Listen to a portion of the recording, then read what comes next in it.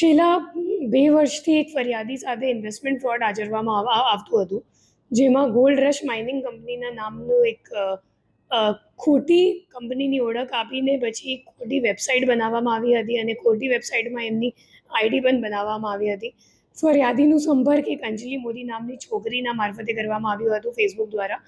અને ફેસબુકમાં જ્યારે અંજલિ સાથે થોડી બહુ ઓળખાણ થઈ ગઈ ત્યારે અંજલિ એમને વોટ્સએપ પર કોન્ટેક્ટ કર્યો અને એમને એમ કીધું કે હું આ કંપનીમાં ઇન્વેસ્ટ કરું છું અને મને સારું નફો મળે છે દર મહિનાનું, તો એટલે તમે પણ ઇન્વેસ્ટ કરો. અને ફરિયાદી એમના વાતોમાં આવીને પછી 1,63,00,000 જેટલા છેલ્લા 2 વર્ષમાં એમને ઇન્વેસ્ટ કરી નાખ્યું.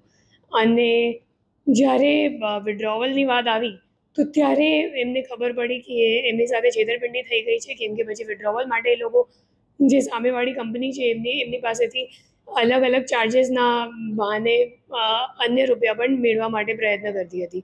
ત્યારે એમને 1930 પર તરત જ ફરિયાદ દાખલ કરી સાયબર પોલીસ સ્ટેશનનો સંપર્ક કર્યું અને આપણી ટીમે ટેકનિકલ વર્કઆઉટ કરીને 3 આરોપીઓને દહેરાદૂનથી ઝડપી પાડી છે, ઉત્તરાખંડમાંથી.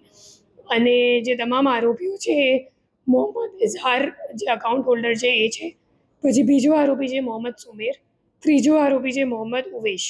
તે 3 આરોપી તો બેઝિકલી જે મોહમ્મદ ઇઝહાર છે એ અકાઉન્ટ હોલ્ડર છે, એમના ખાતામાં કુલ 2 લાખ રૂપિયા આવ્યા હતા અને પોતાની અકાઉન્ટ આપવા માટે એમને કમિશન પણ મળી હતી. અને એમના ઉપરના જે 2 વચેટિયા છે એ મોહમ્મદ સુમેર છે અને મોહમ્મદ ઉવેશ છે. અને બંનેના ઉપરનો જે આરોપી છે અત્યારે ફરીદાબાદ જેલમાં છે, એમને પણ ટ્રાન્સફર વોરંટ મારફતે અહીંયા લાવવામાં આવશે.